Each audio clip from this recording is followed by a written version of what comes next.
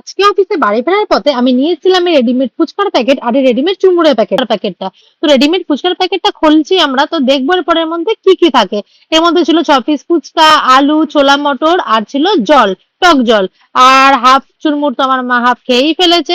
তারপর আমি কি করলাম, এর মধ্যে জলটা খুললাম, খুলে আমি জলের মধ্যে চিপড়ে দিলাম লেবু, কারণ লেবুর স্বাদ ছাড়া তো টক জল অসম্পূর্ণ থেকে যায়, সাথে ফুচকাও।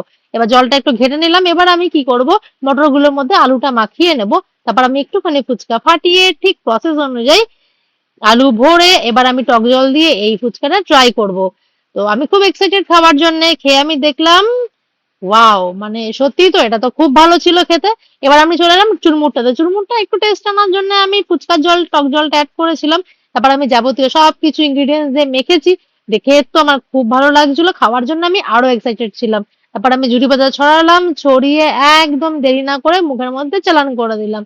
তারপরে ও মাই গড, কি